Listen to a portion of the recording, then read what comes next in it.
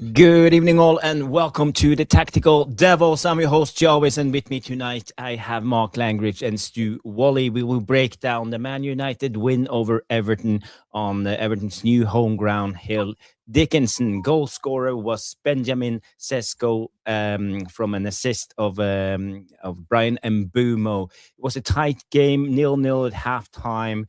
We struggled, we huffed and puffed, we didn't create anything. David Moyes, he shut us down, but at the end, Man United scored and we saw the win and got 3 points away. And it was a must win, and we are clinging on to the top five fight. Still 3 points ahead of Liverpool, and are we like 2 points ahead of Chelsea? Maybe, I don't know. I have to check. We have to check the Premier League table afterwards. But guys and girls, if you are in early, do us a favor, smash the like, subscribe if this is your first time on the Tactical Devils. And Jarvis, Stu, and Mark will be back after the intro. So see you guys in a second. Glory, glory, Man United. Get in there, 3 points.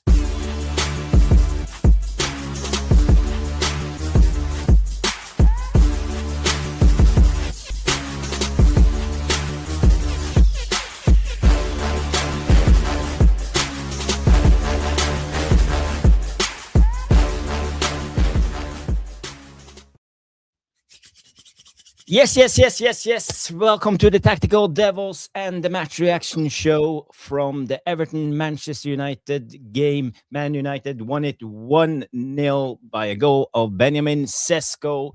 And, I'm so relieved right now because it was a must-win game. I'm so glad we needed that points. We needed those points, 3 points in the box. And I think we are still sitting fourth in the table, and we are closing in into Aston Villa, who just drew this weekend, and we took points on Chelsea, who also drew. Liverpool also won, so they are hanging on by a thread. But Man United are doing well. We won the game, but I have to be honest, I'm not going to make this a piss and moan show, but I have to say I'm disappointed by their performance. And I was a little bit skeptical. I was hoping and praying that Man United and Carrick had something up their sleeve. But, they came with Šeško, and I think that was the solution. And maybe he should have done it from get-go. It was a tight game, as I said. David Moyes, he set up his team. He locked down our left-hand side with his right-hand side. And basically, we couldn't create anything. I see a lot of people have tuned in the house. I see Bilal, I am Titanium. We have Grace Sheridan. We have Hans Jürgen Björnstad and Day 147. Guys, welcome to the show. And now I will let the panel talk. So, guys, how are you doing? How are you doing, Stu? How are you doing, Mark? Yeah, I'm all right. Long day. Paris was average, but it always is, isn't it? Long day. But I got back. I landed at 6, so straight back home. Managed to get, saw the game. Well, I'll have my say in a minute, but I won't be sugarcoating it, everybody. I will not be sugarcoating my thoughts on that game tonight. No, that's okay, Stu. You are allowed to have your say. Mark, how are you feeling now, right after we saw Man United win 1-0 against Everton? Hey, it's 3 points. 3 points is 3 points. It's one of those games. The referee definitely left his cards in the changing room today, because I thought he had an absolute stinker. When the goal mouth turns into WWE, then that says it all. For the ref can't control the game. But yeah, these are the kind of games we wanted answers to, right? We wanted to know, is Carrick the man who's going to get us over the line, whereas everyone else has failed? I put in the chat, yet again, 3 managers and we still can't break down a low block. We got the counter-attack because they pushed, and are we going back to that kind of football? Maybe that's one of the things we're going to discuss. Yeah, possibly. I think that's a good talking point when it comes to our style. Nathan Lee Lewis is in the house. Big up, Nate. I hope you're well. Good evening, guys. So I made a poll for you guys. Smash the like, but we will make a poll for the man of the match. So I want your your nominees. Personally, I will 100% nominee Sene Lammens. I think he was brilliant today, and also Harry Maguire. When it comes to the last two, I will let you guys decide. So get in the chat, get your nominees out there, and we will make a poll and try to figure out who was the man of the match. But okay, let's get into it, because as I saw right from the beginning, we looked shaky. You saw it from the kickoff. You know, we gave the ball to Lammens, and he kicked the ball right into the chest of Barry, who almost scored. Or it was a calamity of a beginning, and it was very messy.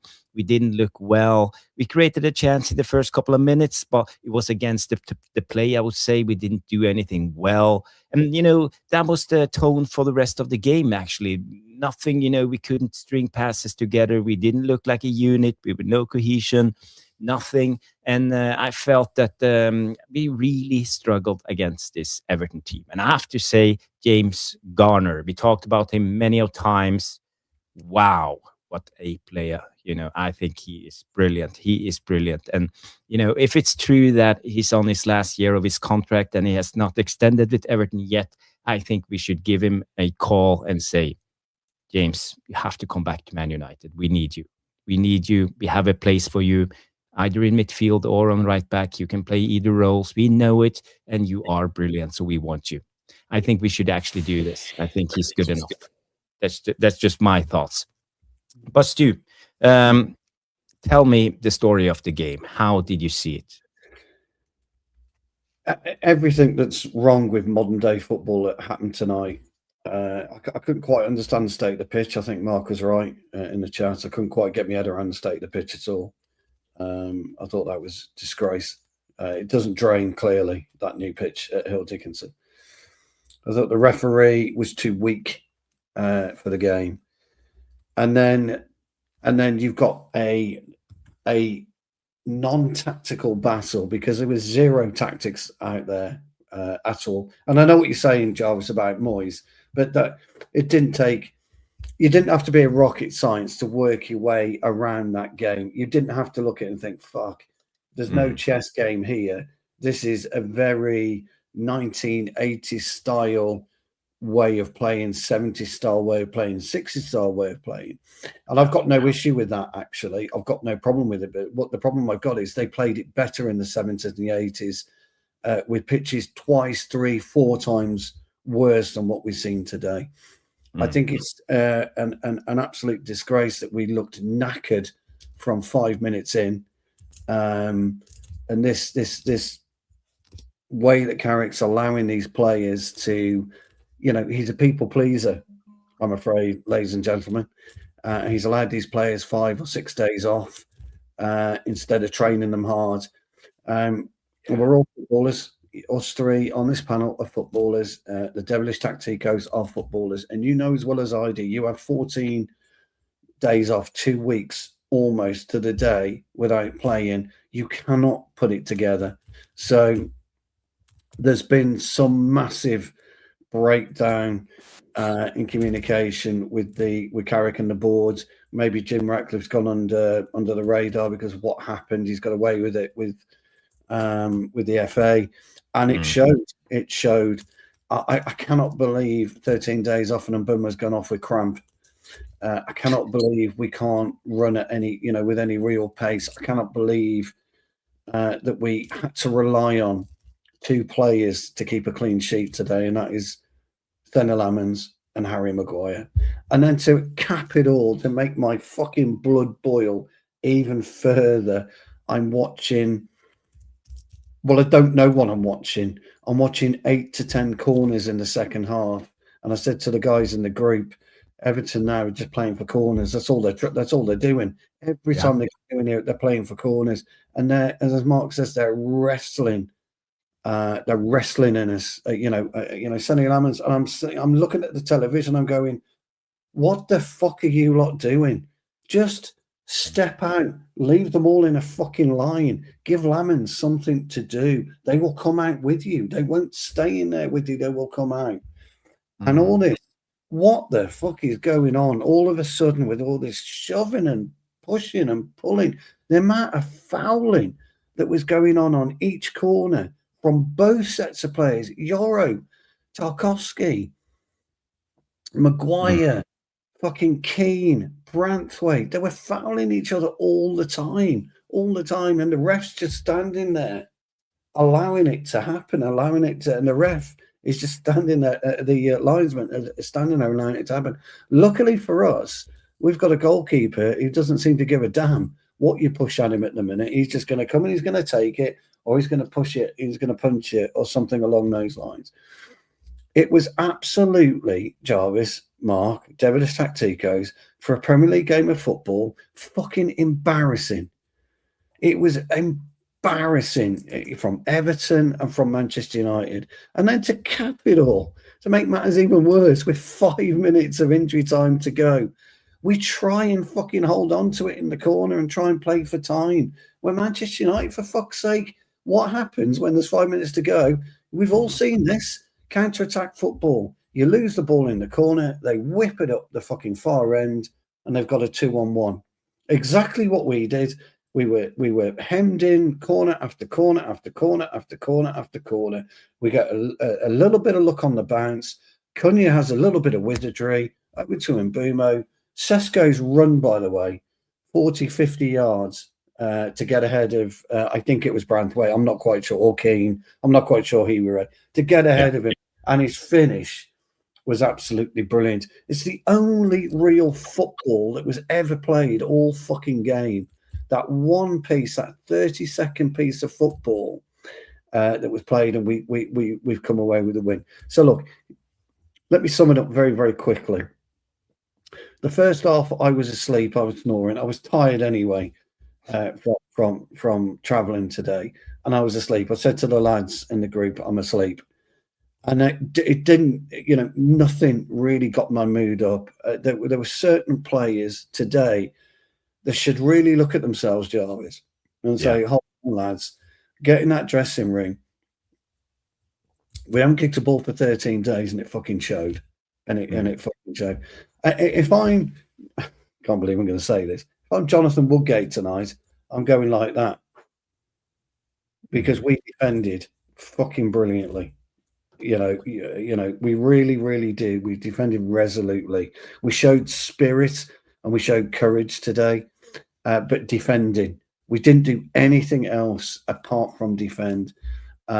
We said last night, Jarvis, that Ahmad should have started, and I stand by that. Šeško should have started. Ahmad, I stand by that.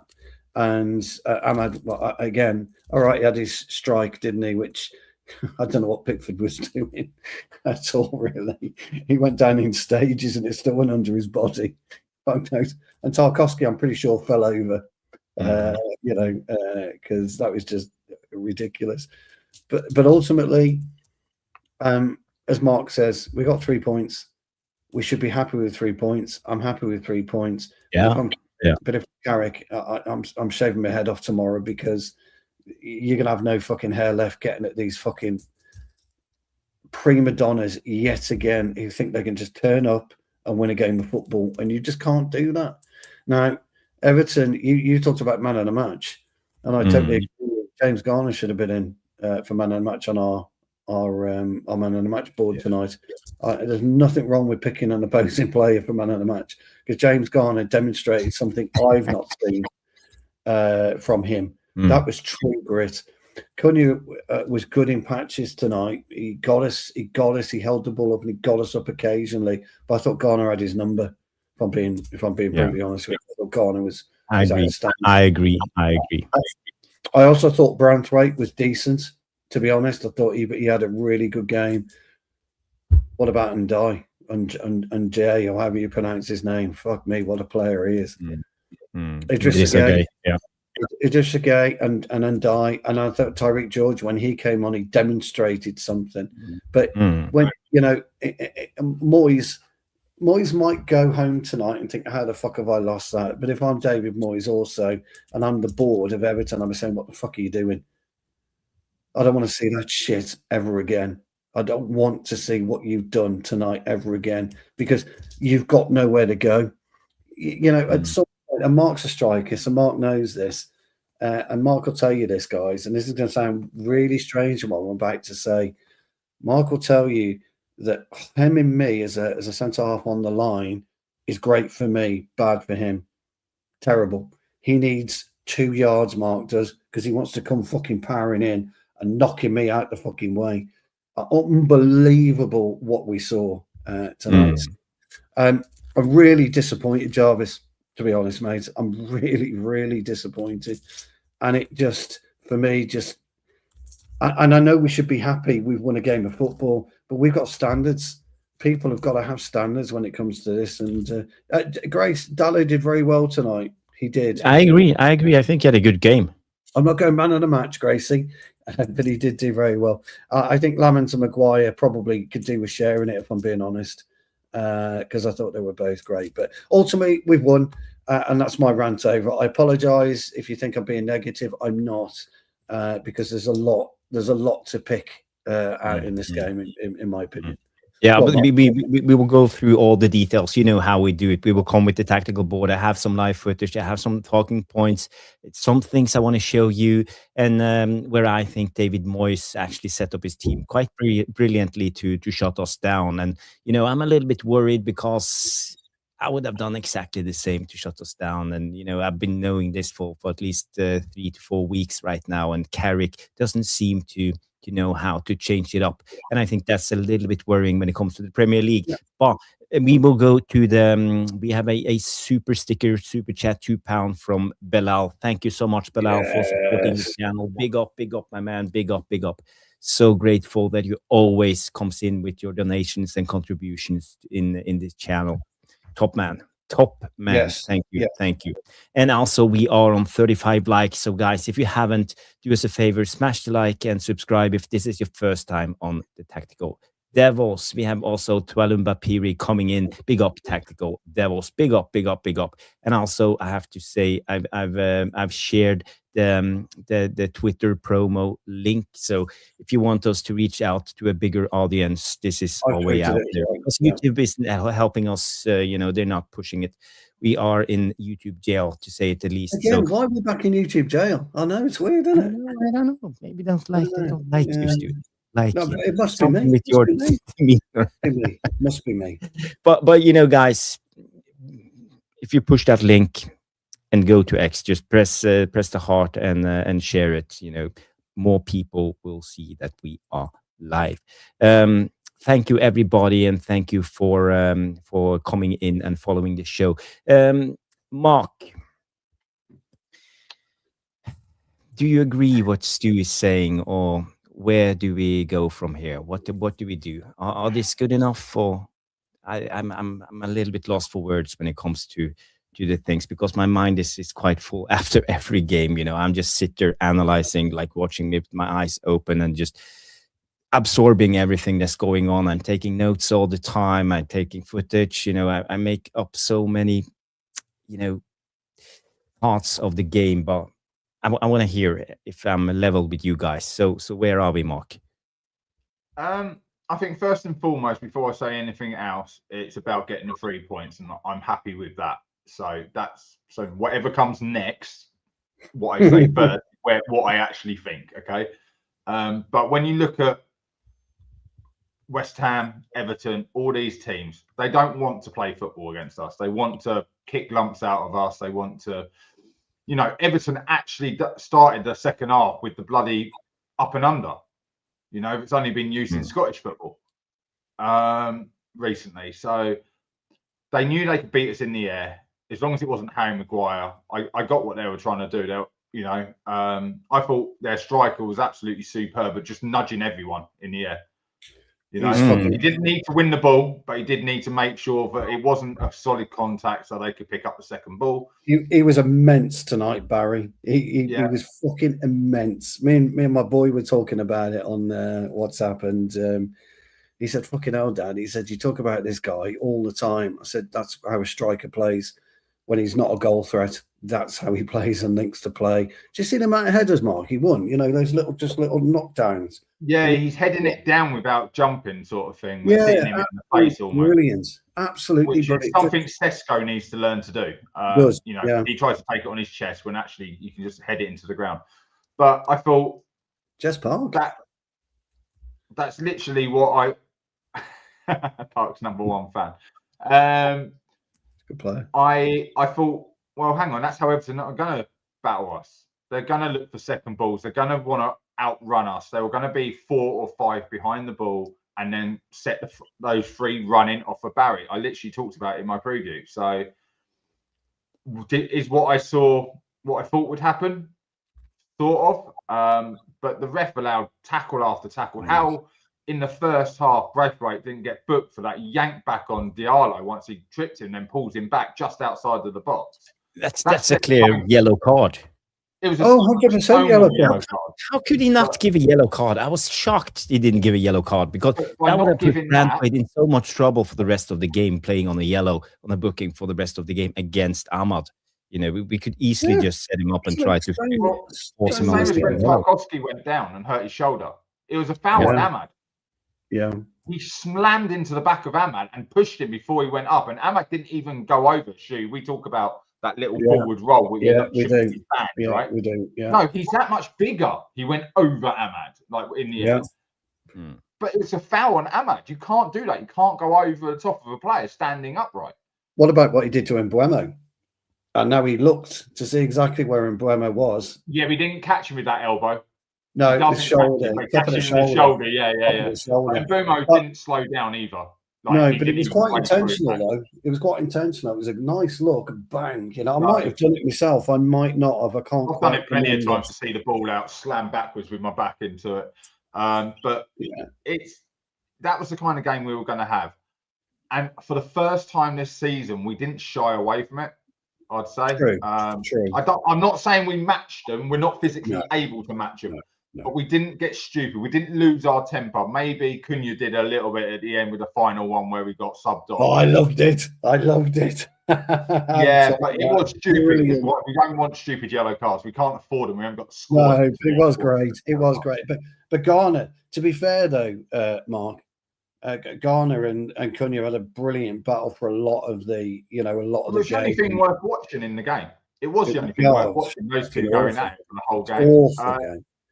You guys talk about Garner. I think this is a guy who plays against Man United. I know he's been great for Everton against everyone, but when he plays against Man United, it's a fuck you to Man United because you let me go. So I don't think he would ever come back to the club. I know you would want to approach. I think he hates the club for what they did because there was no reason for him to go, and he plays with that kind of passion. We sold him for pocket change to bring in Casemiro. That's the truth. That's the truth.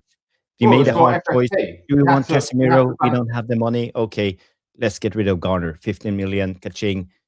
Now we get Casemiro. That was the whole thing, and that's on Arnold and Murtog.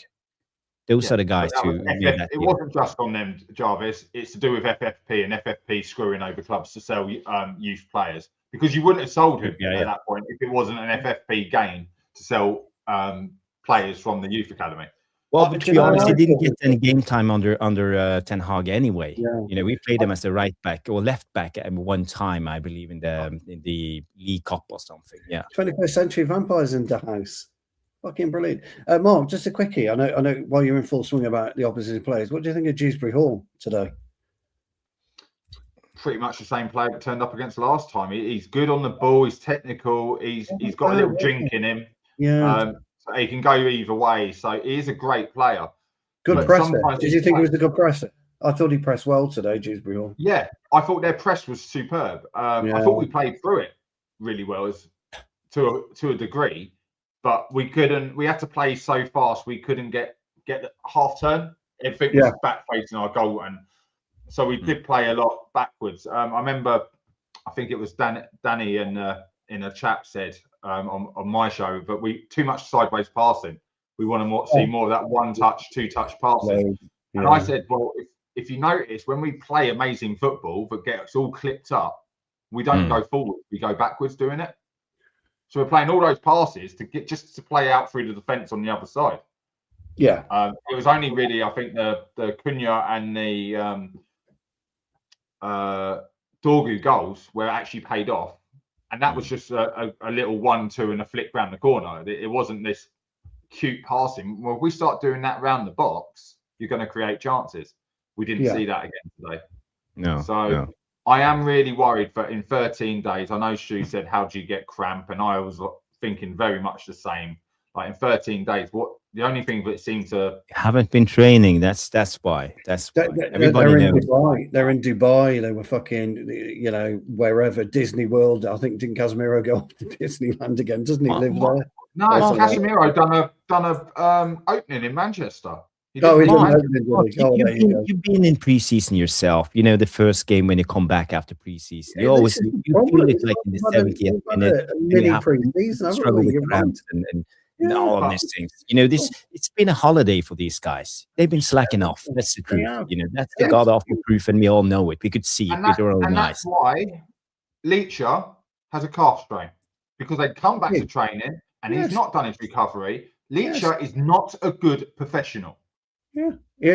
I couldn't believe it. I could not believe he had a calf strain. Strong words, Mark. I don't know why, but I always seen Leach as a good professional, but we don't know why the circumstances because of his injury. But guys, before we continue the debate, I want to go to 21st Century Vampire. I want to play him the jingle, super chat jingle. Thank you. This is for you, 21st Century Vampire, for donating 200 Indian rupees.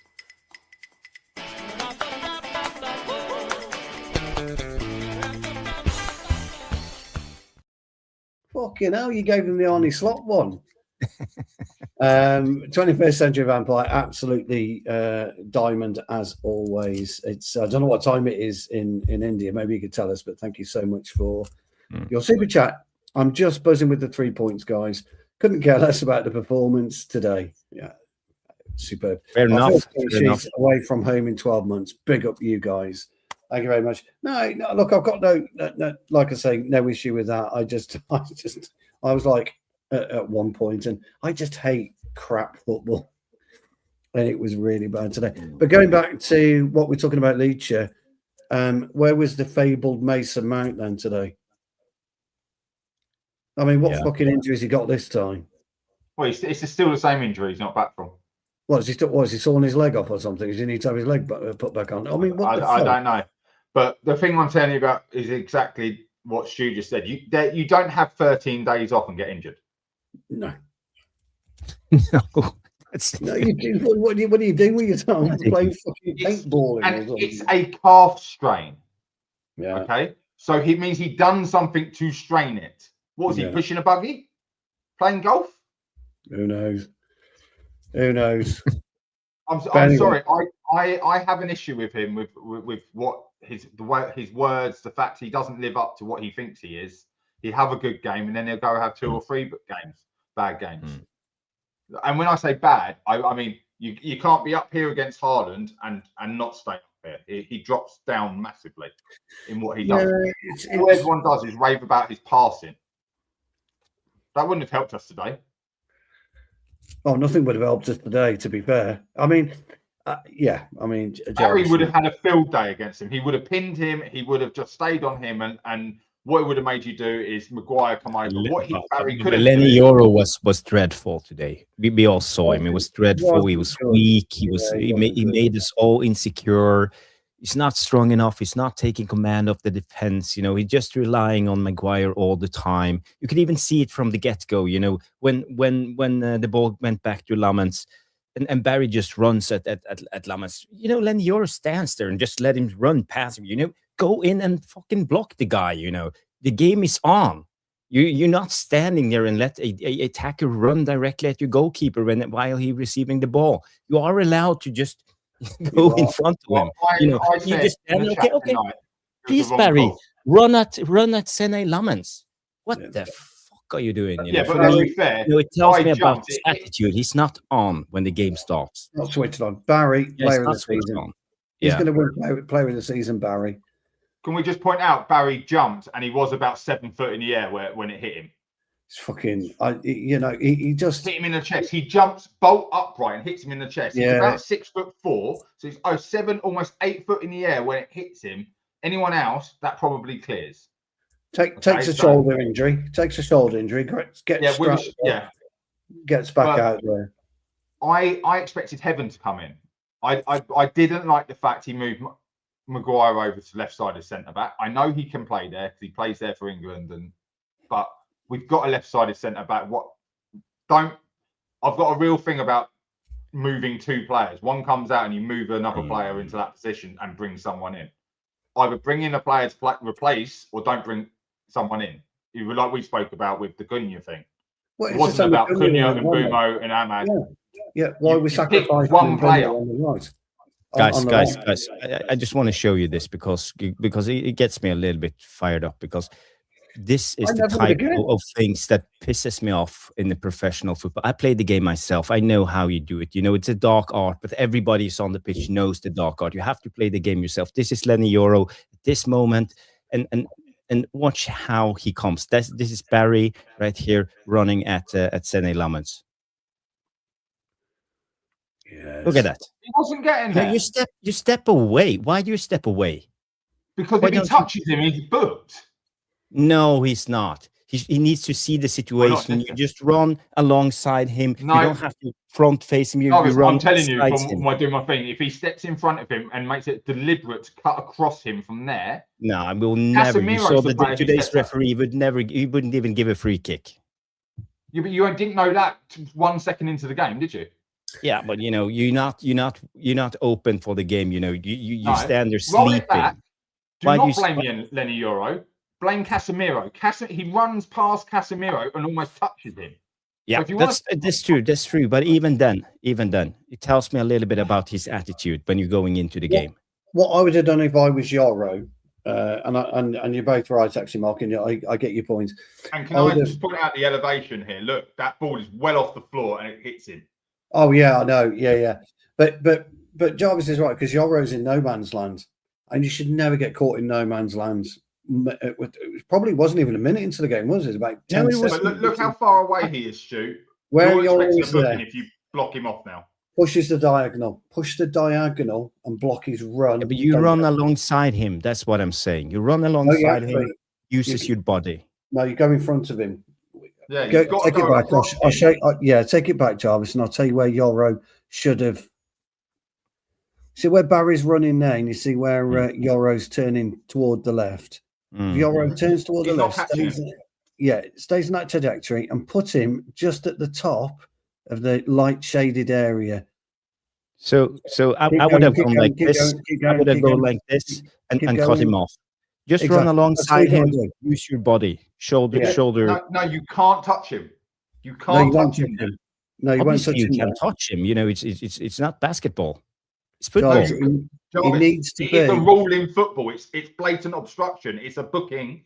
It's a straightforward yellow card and a free kick to Everton straight away on our own goal kick. He needs to be in the lighter shaded area, Jarvis.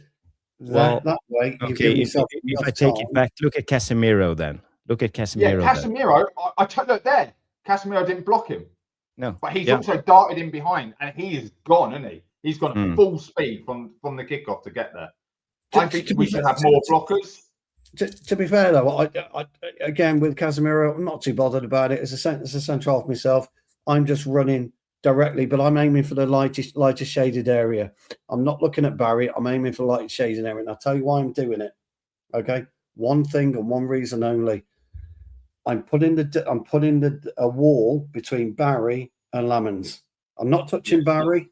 I'm putting the wall between us, and I'm giving him enough space because I'm at the tip of the. If your job is just put a line on the tip of the shaded area, the lighter shaded area. So around here. No, further left. We look there. That's where I am. Okay. And then I'm putting enough distance between me and Barry, Lammens, and me. And that's all I'm doing. You want Yoro to run down here. Doing. That's where I'm staying. And Barry's coming in. Yoro should be quick enough to get in front of Barry. No touching, and it's enough to shield Lammens. That's what I'd have done. To be honest, you should bear in mind, on our kickoff, we can have a player anywhere along the line. They have to stay, Yes, that's correct. That is correct. That is correct. So you should have been blocking him so he couldn't even get up to speed instantly from the thing. He sprinted from the touchline unopposed. Now he's already at a pace. As soon as you touch him, and because he's at pace, that's why I'm telling you it's a free kick. Yeah, but you won't touch him, though. My point being... I agree with you, what you're saying. I'm saying you won't touch him. What Jarvis was explaining, if you touch him, it's a free kick, and you've instantly just reversed the game, kickoff. You might as well just give them kickoff to put it straight in the box. Well, so... for me, it's more about the attitude going into the game. When the whistle starts, when the game gets going, you don't have like 5 minutes to warm up after the game has started. You have to be ready when the game starts. And you do, but with this kind of kickoff, but you could clearly see in the first 2-3 minutes by the number of misplaced passes, lost duels, everything was so disorganized at times, and you could clearly see the players weren't switched on. They weren't ready. And for me, that's a worrying sign. Yeah, that's a worrying sign. When you're fighting for the Champions League, you're away against Everton, Merseyside team, Hill Dickinson, first time, David Moyes, so many players. They have Keane, who played for United. They have Garner, who played for United. They were fired up. They were ready to go. We weren't. And that's a worrying sign. That's a worrying sign. When are we ever fired up, ready to go at the start of a game? Yeah, and that's a worrying sign. Only when we play against Arsenal, Manchester City, and Liverpool. Yeah. And this is one of our biggest problems. But we need to address this now. Doesn't matter who the manager is. That goes back to before Ollie. We've had this problem. Yeah. Just think, guys, we got Palace Sunday. Oh, the Primoz just said it. Sorry, I didn't realise. Got Palace Sunday, Newquay, Villa. So big 3 games for us. Palace will be difficult. They scraped to win, didn't they, against Wolves last minute? It's going to be quite difficult for us. But I do agree with what you're saying, though, Jarvis. Also, what you're saying is it set the tone, didn't it, of the game? When you are in the locker room before the game, you always you plan ahead, and when you start, you plan. Okay, first 5 minutes, first 10 minutes, we play it long. We put him under pressure. That's that's how it is, and you want to push them back. You want to play it long and run at them. And why do you want to do that? You want to set the pressure. You want to set the tone of the game. You want to be the dominant side. But why aren't we up for it? It's a worrying sign for me. It's not how I feel that football should be played. If I was in that locker room, I would go around, ask every player. I will take them in their collar. Just, are you ready for the game? Let's go. Let's fucking go out there and kick some ass. And I would say some other words, but you know how it is. You listen to you Rage Against the Machine, something. Yeah, you slap yourself in the effing face. You're ready to go. Your blood is boiling. As soon as the whistle is going, you go in there, and the first tackle, always win the first tackle. That's the thing. Win the first tackle. Me personally, I like to listen to Greensleeves before I go out. That's what gets me fun. I'm only joking. Yeah. I know your point tries. By the time, actually, when you drop deep, you're absolutely right. You don't drop deep as a unit. You drop deep as a single individual, but you're not too far away from your defensive unit. But sometimes, on an occasion like that, where you do see an up and under or whatever, then you want to be in a position where you can sweep up, and that's all that is. Plus, if the ball bobbles, you can play a square pass to someone. Correct. So that's sometimes, but you don't always drop deep. Actually, but I agree with you. Sometimes you try and hold a high line on the second ball, but on the other occasion, a single player. But yeah, Greensleeves. I like Greensleeves.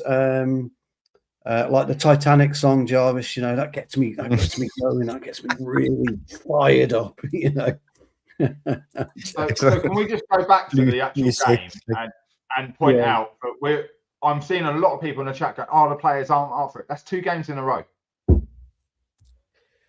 Yeah, and I would say this first game against West Ham, 13 days off, still not up for it now. Because now you're probably finding they're getting more time on the training pitch. They're asking them to do more things, and they're going, "Oh, for fuck's sake, I don't want to learn new things. I just want to go out and play Sunday league football," because that's what Man United players want to do. Not all of them, but it's like turning up on a Sunday league. They think, "Oh, I'll put my boots on. I'm going to go out. I'm playing right back. I'm playing left back. I know what I've got to do. I'm just going to go play football and play how I want to play." But there was a great example actually yesterday in the North London derby, wasn't there? When that Tudor was trying to push out Mickey van der Ven, and he was like paying no attention to the gaffer. You know, he decided he was going to play the game that he wanted to play.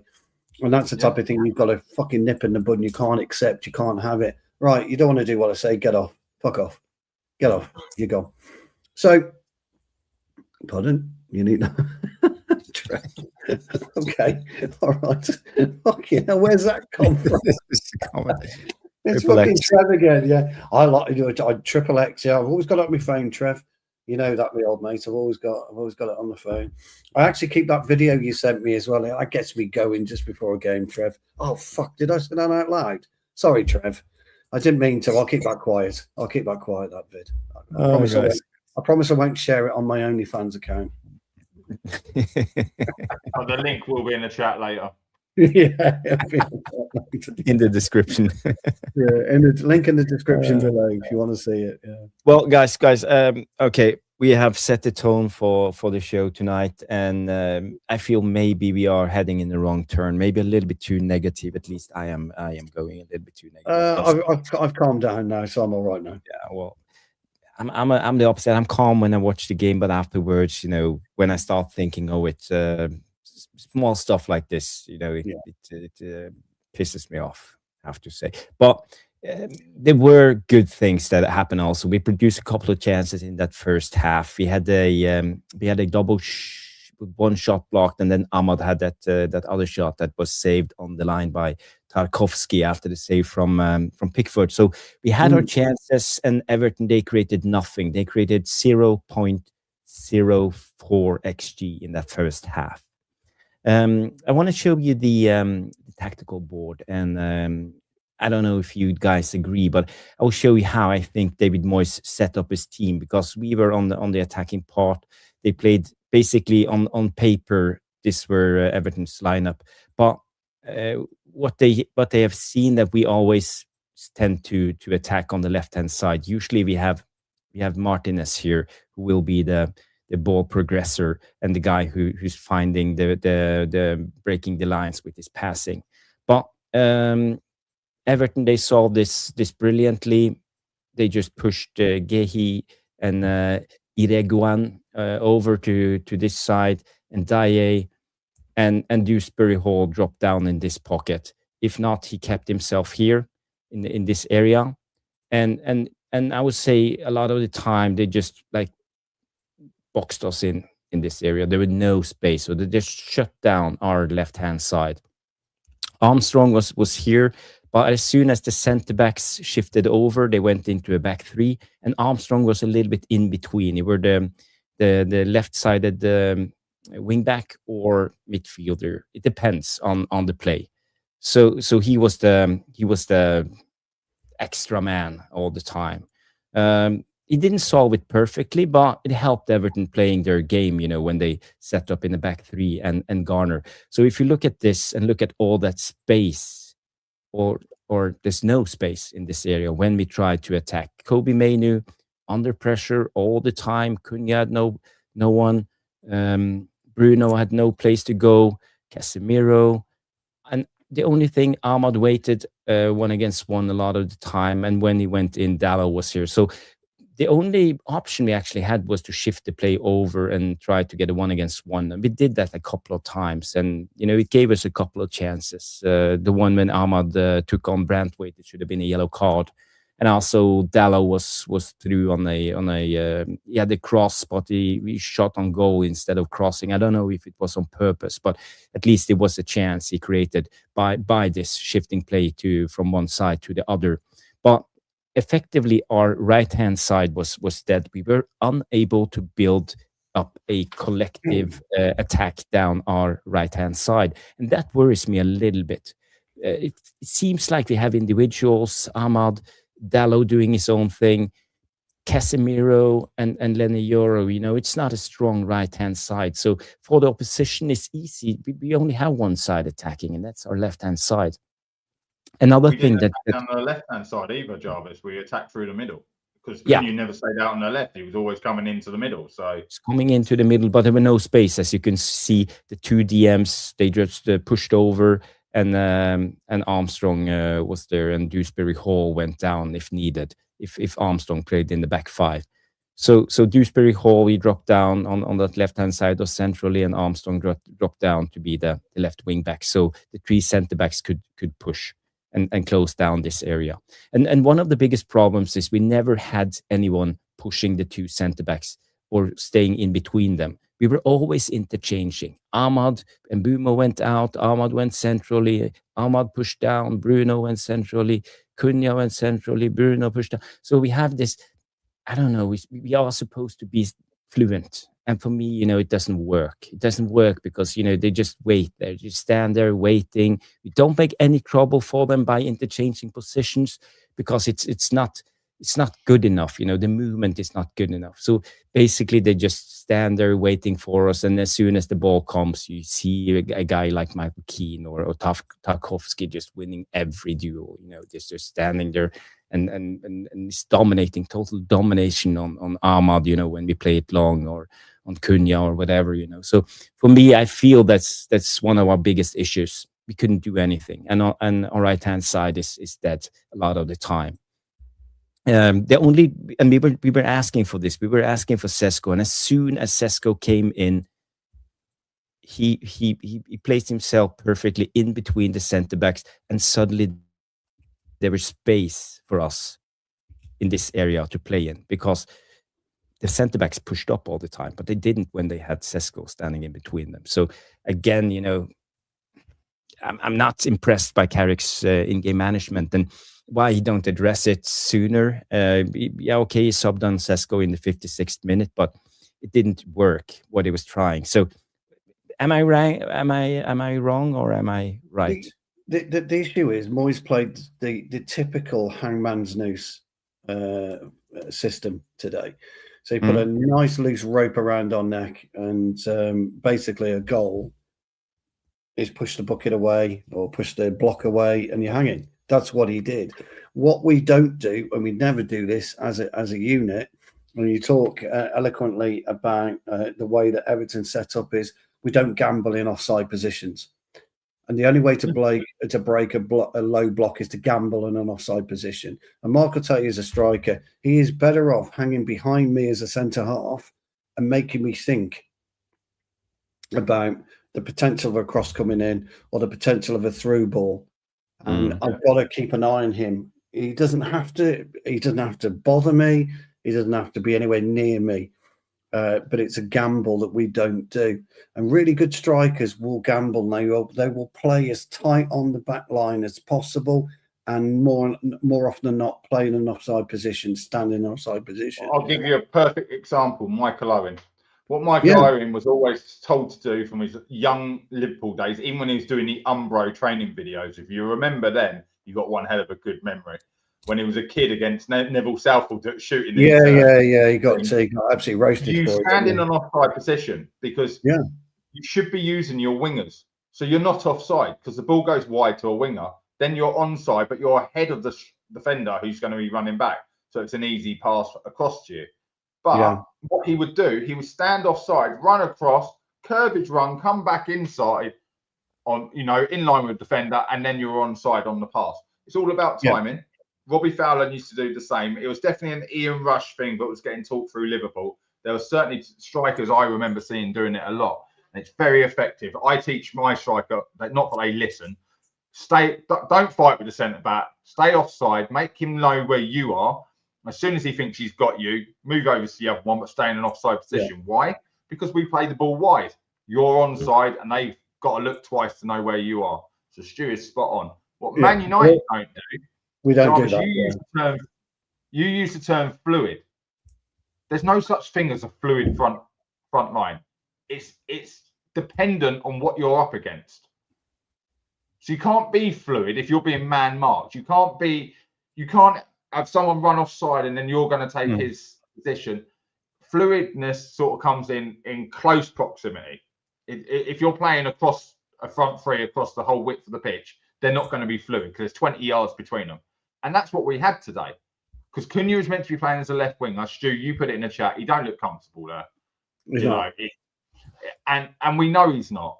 But Bruno is comfortable up front, but he has to rotate with him because Cunha comes inside where he's not happy, and we know Mbeumo was chasing back. But it seemed like that did not happen at all in the second half. So something must have been said. I don't want you doing that. I want Mbeumo playing on the back line. But if you don't make runs in behind and run offside and drop them back, how are you going to play the second or third person through? Which is the most dangerous pass to play. Yeah, I mean, that's what Jarvis is talking about. That's why I brought that part up, Mark, because that's how you break a low block down, Jarvis. The other way is, as you well know and Mark knows, is you utilise the wingers and you beat two men. You've got to take two men out of the equation at any one time to break a low block because it gives you a numerical advantage. You're absolutely 100% accurate, Jarvis, in the way that you've described what Moyes was doing. And the reason I talked about the hangman's noose, Jarvis, it absolutely fucking suffocated us in the middle. He like put a fucking blanket over us and the left-hand side and fucking strangled us to death. And what we didn't do, as well as getting behind or play somebody offside, is, as you quite rightly said, we didn't move the ball quick enough to the fucking right-hand side. You know, every time we got it, how many times did you see Yoro and Maguire dilly-dally with it today? Maguire was absolutely immense, by the way. I'm not talking about that now. I'm talking about getting the defensive ball. in his own box is unstoppable. But but getting and the ball sometimes, even carried. And as I said one time in a group, sorry for interrupting you, Stu, but one time in the game, he carried the ball. He carried the ball all the way, before releasing it. Right. So he forced these two guys to make a choice, and then he just gave it to Cunha, and Cunha had a little bit of space. He picked the ball up in the second half, fucking drove forward, got himself in the box, and Bruno decided to pass it back to Everton. Yes, he did. I saw it. Yeah, no, exactly right. And he did that. And now Yoro had 4 times in the second half alone, didn't he? 4 options to be able to do that again. He didn't do it, and so it's easy. Well, that's lack of confidence where he's been out the team. Yeah, I'd agree with that. Yeah, I'd agree with that. I would. I'd agree with that, Mark. Yeah, I've got no problem with that. Yeah, you're right. So here you see Maguire, carrying the ball. Carrying the ball. Look at him. There you go. You're exactly right. 2 players have got to go to him. Look at the space we've automatically got. We didn't use it. We didn't use it, but look at the space straight away. They're both in no man's land. Yeah, but I felt that was the antidote to Everton's defense. It was. You had to be brave. You had to carry the ball, but we didn't. Play 2 seconds more. That's why we don't score. Because Bruno goes to play this back out to Luke Shaw where the overlap is, right? He does. Instead of going into... you can clearly see the 2 have stopped and Luke Shaw's going to go. Yeah. And he plays it to Luke Shaw. Oh, look. No one's in the fucking box already. Yeah, but Bruno's got to come right. He's got to diagonally run right there. Jarvis, everything you said is right. We Moyes, and that's why I use the hangman's noose term, because that's what it was. He's put the noose around us, and all he's going to do is that. He's just going to try, and the goal would do that. I bet you if they scored a goal, we'd all be in the group saying there's no way back for us now, because there wouldn't be. No, absolutely, because they would have just gone 5-4-1. And Jarvis, what you're setting up, Dewsbury Hall, I don't think was even that high. I think it was 5-4-1. There was a good 30 yards of space sometimes between Barry. Yeah, but they interchange. Sometimes what's his name? That's normal. That's having a defensive formation and an attacking formation. Armstrong went into the left hand side. If he had to drop down, Dewsbury Hall dropped down. So it was a 5-4-1 at times. Sometimes it was an interesting thing. Sorry to interrupt me, old mate, because I want to come on to that point about Armstrong. What was his position today? Well, I thought he was like an inside 10. Exactly. We all thought, but what was his actual position? And I think that was another Moyes. Yeah, because if you look at Braithwaite was getting down the left and trying to win the balls over the top of Dalot, and then so they were double teaming Dalot. Correct. Of Ahmad, and that's where I thought Ahmad did do his job. He didn't allow any ease there. Do you know what I mean? He ain't going to win the headers, but he fucking tried. That's what I like. I can't jump as high as him, but I'm going to jump as high as I can, to try and make it as hard for him as possible. But they've definitely had long balls in win the flick-ons and try and keep it away from Harry Maguire. But when you get the ball wide and cross it, good luck, because it's going to be Harry Maguire's head all day. Whereas Man United, can you explain to me why we've all are speaking right now, even in the chat, we've got Cunha, Mbeumo, Ahmad in our front three, and we're still looking to try and put crosses in the box. Very strange. There was no one there. Yeah, nobody there. We had one corner. I know. One corner.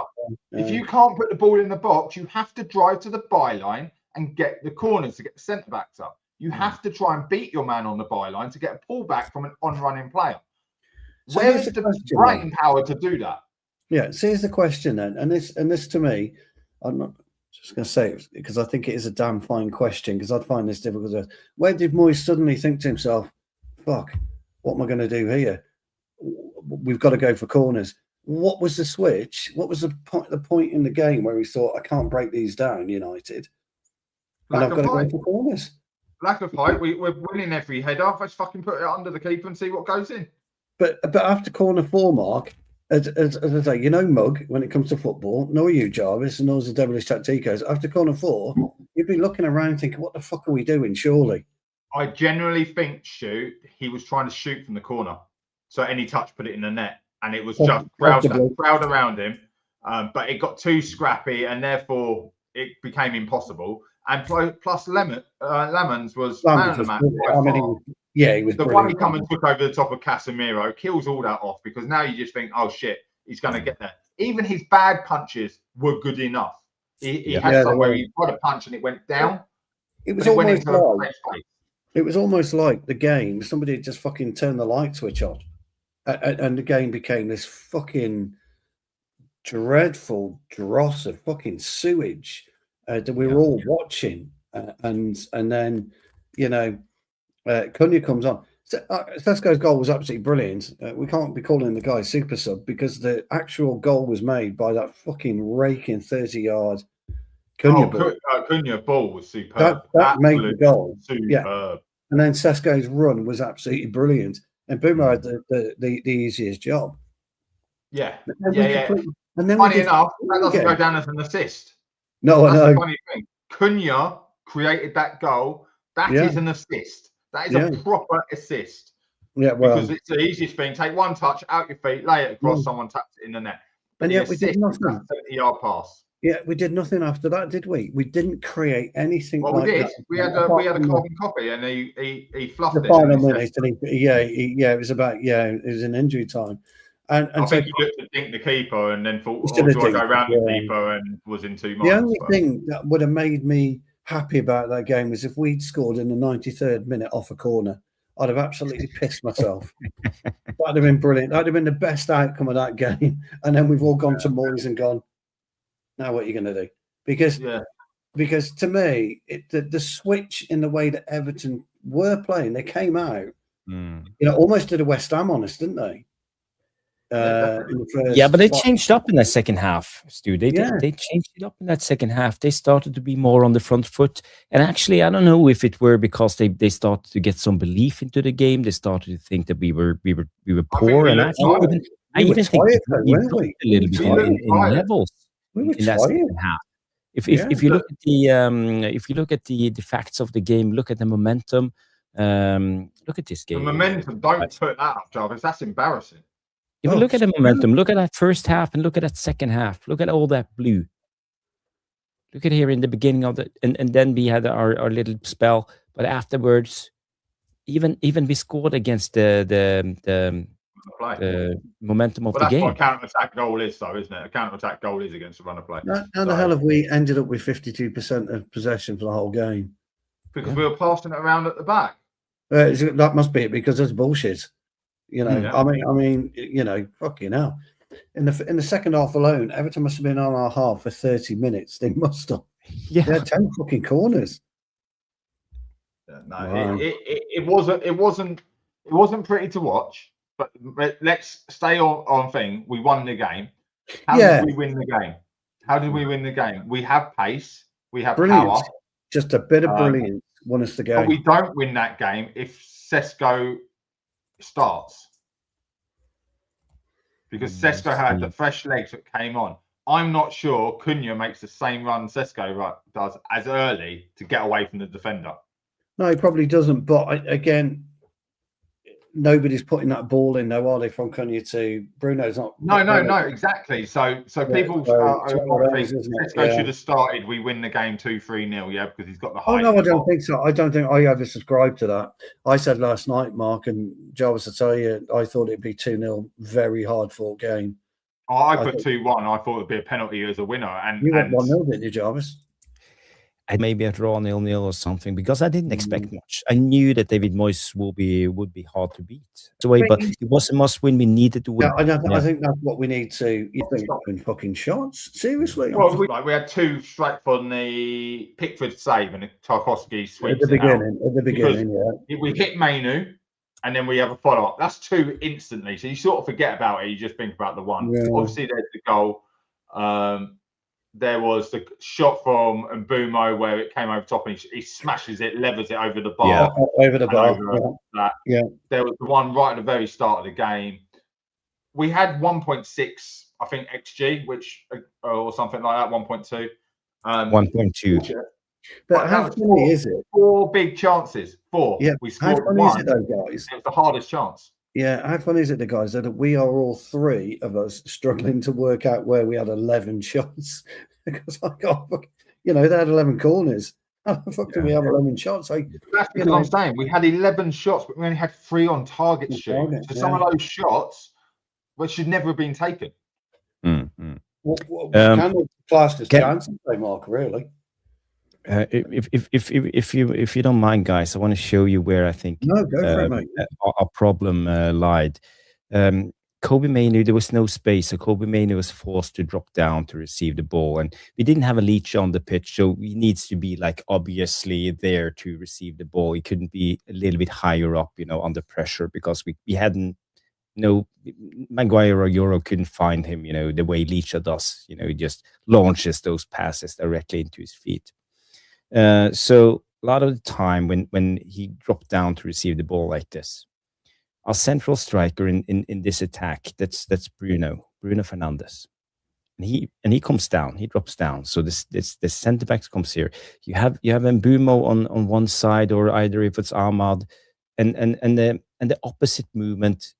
He's running diagonal across the defense, but it doesn't give them any problems because the centre back follows Bruno out here, and Brantwaite just follows Mbeumo here. So they never put on the pressure. We never find those pockets of space that we need, because when I see an opposite movement, I would like if Bruno drops down, some other guy like Ahmad here should go into that pocket and force Brantwaite to make a decision. Should he go there or should he stay with Mbeumo? But we didn't. For me, it's not good attacking patterns. I don't like how we set up. It's way too nice. It's way too surely easy Cunha's for behind the Bruno. defense. But if you look at this, look how little we put their centre backs under pressure. Do you know your problem there, Jarvis? Or run by Mbeumo, personally. I think. Do you know the biggest issue there? And people are going to hate me. Is Ahmad. Okay. Is Ahmad. If you go back, if you go back, good choice on the outside of him again. Yeah. If you go back, where's Cunha? This is the point I'm trying to make. Where's Cunha in this? If you go back to the beginning, Cunha's out here. Dallo. No, that's Dallo. I can tell from the silver boots. Yeah, go back to the beginning, Jarvis Mill, mate. Watch where he picks up the ball. Look at Ahmad's position and watch where he picks up the ball. Mm. So if you played on to when he picks up, sorry. Yeah. That's okay. If you played on to where he picks up the ball, pal, and stop it there. Stop. Straight. There's the ball. Not there. Your ball's Ahmad. If Ahmad stays, there's your ball. He's got time. He's got space. And you're right about Bruno. Bruno coming towards Mainoo there. Waste of time. I totally agree with you. What's the fucking He narrows point? it because there's a defender in front of him, so he can only run down next to the Yeah. midfielder, bringing that makes a 2v1 on Bruno, so you're out the game. No point. And I'm with you on that one. And I understand, Jarvis, what you're talking about. Ahmad going across Bruno behind him, so to speak, and bringing Braithwaite in. If Mainoo plays the ball now quickly, sweeps it across to Ahmad, Ahmad can take it on his left peg, and he's away. Now, I'm not saying he's away in any space, my old mate, but I'm saying he's away, and he's on his left side, and he's got a potential to face it up on his left and deliver something. Now, when Bruno, and you're spot on about Bruno, with Bruno coming in, waste of time, because all it does, it encloses, as Mark says, and you said, everybody, it closes those middle three, doesn't it? So those middle three took Ahmad out the game straight away. Bruno was never going to keep hold of it, or we weren't going to go anywhere with it. So Mainoo, for me today in particular, just tonight, I didn't feel had the vision that he's maybe had against Liverpool and against City. I didn't think he was great at West Ham, did we? Let's be honest. We didn't have that vision. If he puts it into Ahmad, we're in a much better position.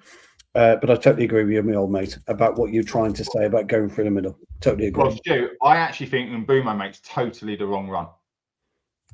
Well, he does. Because we can see where Bruno is, and Bruno's coming back down. You don't want to play Bruno. No. Now, this is hindsight. This is watching a video clip back, and it's easy to break this down. But Kobe Mainoo is a very gifted footballer. I believe he can play a ball with the outside of his foot. Okay? So if Mbeumo starts talking about Bruno going in between the two, then, aren't you? No, he doesn't. He should go outside of. Yeah, that's what I mean. So in between those two at the back, so Braithwaite and he should come towards Bruno, and then spin in behind the defender. No, so as soon as the defender who cuts him off, he should have gone behind him. It enables you to play the ball on the outside of the foot, curving away from goal, which means the keeper can't come for it. It's that kind of. But you know, this is just one example. You know, it's a great example. Bruno's out of position. I feel us dropping down here, and keep in mind, playing as a centre back, Stu. You know how it is playing as a centre back. This is the area you want to defend. This is where your bread and butter is. You don't want the ball behind you. You don't want people running in behind you. Then you get worried. Where am I going? Am I going up? Am I going down? Where should I stay? Where's the line? You get worried. But as a centre back here, look at Keane. He looks like a prime. He does. Don Terry at his days. We point out Bruno makes it easy. Yeah, I've just Bruno makes it easy. He's in the 10. Yeah. He's playing as a striker right now because he's on Tarkowski. If he just drops 5 yards in front of him, and Tarkowski wouldn't have come out and marked him if he plays sort of just off the back of those midfielders. That changes everything. Don't be so far forward. As you said, we're getting up there. We're standing on the back line. You can't sprint. They're going to block you. You can't like cheat. You're going to get called offside. You need to have a run onto that defender. Look where Mbeumo is. Look where Bruno is. And I'm saying Cunha must be out wide here on the third centre back as well. It's why Ahmad Jabal on that particular thing. Ahmad Jabal 62%, by the way, first half. You wanted the possession for the second half. The possession for the second half is 42% Man United, 58 Everton. Oh, Jesus. So basically, we won percentage overall because of the first half, which was fucking poor, and it was boring as hell to watch. It was like a basketball match of who can kick longest. But Bruno today, I mean, he was off the pace, wasn't he? He was fucking abysmal. He was woeful today, Bruno. Absolutely. But he's been off the pace the last couple of games. Yeah. I don't think he's been as good as people would like to make out he is. See that ball there? That's terrible. Well, we're right central there. Ahmad's nowhere because he's going to run into trouble. The Everton are nicely positioned there because we took the wrong pass. Well, but also because the way they have Armstrong here, they have Braithwaite ready to jump in, play as a centre back. Keane can push up. Tarkowski is just standing there being the extra man. they have no problems defending like this. They've got Garner there. No, easy. Right. So, guys, you didn't get what I meant. And also look at the congested space here where we want to play. This is where we want to string ourselves.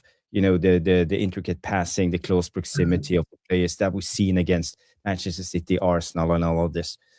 Yes. For me, well, that's what I'm trying to explain, Jarvis. Bruno's pass was that poor. It left Kobe Mainoo with only 2 passes. One is an outside of the foot pass out to Casemiro, who is in the top of the screen, making a run. And the other one, he's played it hard back to his right foot. So all he can do is clip it over the top to Ahmad. Or try and thread the needle. Yeah, you can either go here and you can go here to Casemiro. Yeah, but it's because of how hard he drills that ball back. There's no link-up play. No. That's a shit touch from the captain. Yeah, but why? It's because it's Bruno Fernandes who's dropping down under pressure for one of the biggest centre-backs in the league, Keane. He's got to go to Ahmad. He goes to Ahmad. Much the whole You're not getting, I'm saying it's the weight of the touch. I'm not talking about that. What I'm saying is at the original point of contact with Mainoo, if he pings it to Ahmad, it's a totally different picture. He didn't. But what I am saying, he didn't. But when you do, Jarvis is talking about link-up play, you can't fire it straight back to Mainoo, because now he's got to take 2 touches, 3 touches to kill it. So you can't even play a but guys, I think you're losing what this illustrates, because this is just one of the 1,000 situations we had in this game, and I felt that was our biggest problem, and it was the same until the 60th minute. And for me, and I saw it right away. You know, it's a reason why I took this footage, and I felt like Michael Carrick, the analytic team. Holland, all of these guys should see this and try to do anything, you know, do something. Tell these guys, okay, it's not working. We have to change it up, because now Everton and David Moyes are playing with us. Yeah, open your eyes. Yeah, they need to open their eyes, Jarvis. Yeah. The point you're making is valid. All points are actually valid. You know, we've all got our different viewpoints on this. We're all seeing 3 different patterns of play. But ultimately, the real issue for us is Bruno's movement and Mainoo not looking. Those are the 2 issues for us in that move. You're right about Tarkowski. In that particular position there, Jarvis, I'm getting my cigar out. Yeah. I'm happy all day long. Whistling, green sleeves, you know, Titanic. I'm happy all day long. Singing, having a laugh and a joke. But he plays in Ahmad. Now I've got problems.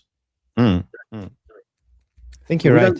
You're right. Yeah, we don't do it. So we have a lot to work. We have a lot to work on. And one of my biggest worries that we saw in the game today is we don't have Martinez. He's injured again on the pitch. So one of our 2 defensive midfielders or number 8s needs to drop down to receive and be the playmaker. And then we have 1 less player higher up the pitch. So we can't create those triangles. We see those triangles over and over again. Now we see 2 players trying to interchange and connect. So we need to be able to set up those triangles. That's just for me. I agree. I don't know how we are going to solve this without Martinez. I think people struggle big time now if this is a long time injury. If he's out for let's say 4 or 5 weeks. No, it's a calf strain. They've basically already said it before the thing. He'll be back in training. It's just a calf strain. It's just a tight calf where it feels that he'll have massages on it every day, and he'll be back to play at the weekend. Simple as that. Okay. But if you're saying that we can only play football with one centre back, you've just basically saying that every team in the league can spot that, and it makes us really easy to shut down. Yeah. And you know, going back to the match reaction when we played against West Ham and Espirito Nunes Santos. Both Everton and West Ham instantly dropped into their own half, so there's no line to break. So you keep coming further and further forward, you can't break that line. So we have to play over the top, and you have to play counter-attacking football and go fast before they can drop. I think break lines, you need someone pressing onto you. I think Glasner will come at us. I think Glasner will come at us at the weekend. I think it'll be a different game at the weekend. I agree, but what I'm saying is we have a 10. We have the best 10 in the league. And on his day, he does this so well, where he plays in between, like a Silva, like all that. He plays in between those lines. And that's who you're breaking. You don't pass to a midfielder as a defender. You pass to the 10. The 10 bounces it off to an on-running midfielder. You play through one line into the next. So it's defender, midfield. Now it's normally 1 or 2 10s and a striker. You always play 2 forwards and drop 1 back, because that's how you create your angles and your triangles. Well, if Bruno's pushing up onto the last fucking centre-back, which he's done against West Ham, it's out the window. Because you're creating 20 yards of space when you could have 10 between your midfield. Yeah. And where's the cross-field balls? Because we're seeing space out wide and we're not using it. Because the ball goes to Leach and he's always looking. We're too reliant on the same pass. And all it means is you drop the 2 centre-back, central defensive midfielders most teams will have. Like you say, Kobe would be our second defensive midfielder in a defensive structure. Yeah. And if you knew where that ball's going, one gets his hand on his back, the other one takes the ball off his foot. And counter-attack is right. And you can't do it. So with Leach not being in the team is good for the team, because it makes you have to do something else. But it didn't tonight, though, did it? Well, that's because I think we should have brought Aidan Heaven in and played a left-sided centre-back. But ultimately, we didn't do that. That's our problem. But he can also play line-breaking passes. Yeah. Remember the goal he set up where Bruno steps over it and we score from that?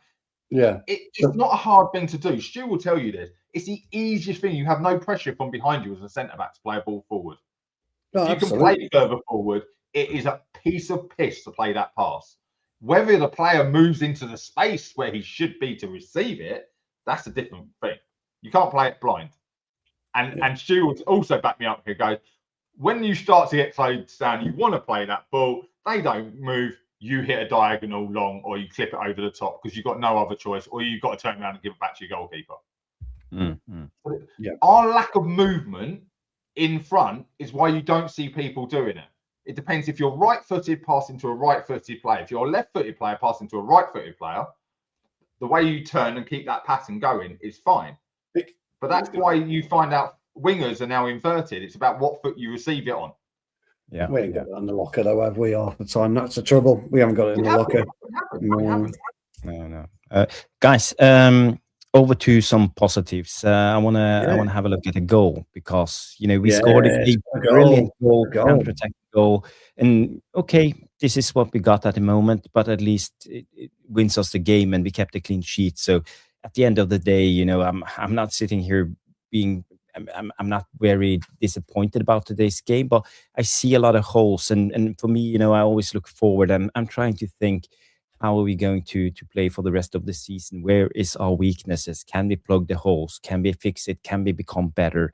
And this is where I think the debate should be. It's not about me trying to be better than Carrick, or trying to know more about football than the top elites of the Premier League, because I'm humble enough to understand my limitations. But when it comes to the goal, we had a certain guy, Harry Maguire, with this big nugget, always clearing it, and everything put us under pressure in this situation. So it's an overview picture, so you clearly see what's going on here. And Everton have 4 guys in the box. They try to cross it. Harry Maguire is first on the ball, clears it out, and it goes to Šeško. Lays off the ball to, I think it's Luke Shaw, who then gives it to Cunha. Yeah. In this particular situation, I want you to pay attention to Mbeumo right here, how he smells the counter-attacking situation and starts his run quite early. And also, I want you to pay attention to Šeško and how he also understands what's going on when the Cunha pass goes into a full sprint and demolishes Tarkowski in the sprinting duel. Incredible pace on that guy. When he gets going, he must be one of the fastest, paciest player in the Premier League when it comes to top speed. So the ball goes, and this pass from Cunha, that's something else. I don't he just senses that Mbumo is there. He doesn't see him. He just senses it. I actually thought he mishit it. Well, actually, it's the pass he wanted, but I think he put too much on it, too much whip on it. Mm. Actually, if you look at Cunha right at the very beginning, he knows exactly what's unfolding in front of his eyes because he's always facing ahead of him. So when he receives he knows the ball, there's no one behind him. Yeah, exactly. When he receives the ball, he receives it square. Once he turns, it's an instinctive ball because if you look at the very beginning start, he's already facing towards Mbuemo. The actual touch, you're quite right. The touch from Šeško, lovely little knock into Shaw. Shaw drops it in and then bang. But Mbumo's already gone then.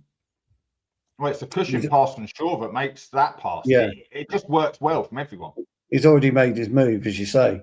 Yeah. And once Cunha's got it, perfect. Absolutely brilliant. Sublime. So if we now look at the pass from Look at that. Do you think where he's knocked off, I think he gets a bit too much curl onto it. It's not an issue, but I don't think it was the perfect ball he was trying. You know what it's like, Stu, as you're falling over, knocked off. It's always hard, isn't it? Yeah, it's always difficult. And it just worked out even better. I think it made the pass. Fire. It's a fantastic goal. That pass. And pay attention to Šeško now when he starts his acceleration, his burst. There he goes. He just parks him. Bye-bye. Absolutely brilliant. Can we just say the guy has got 6 foot long legs? Now that might have something to do with his sprint space. The length of that guy's legs they're just all out there like that full stretch, like such a good goal. Swimmer. Yeah, it's unreal sprinting. What's it called? Are you calling it stride? Proper stride? Yeah, proper stride. It's a proper stride. He's upright. Heads up, shoulders back, and it is just leg work, arm and leg. He's not got his head down driving. He just went. And that just shows how unfit he was under Amorim when he came in. Yeah. Because he didn't show this, and there was a lot of times he could have shown it. So he obviously why Amorim was holding him back for so long. He must have been a lot more unfit than we thought he was when he came in missing the pre-season. It's a really good finish. Kudos to the ref, by the way, because the ref wasn't too far behind him. No, to be fair, that ref was going stuff. But he was Stu, I said tonight in the chat, the finish, he doesn't break stride. He is at full sprint. It's a great goal.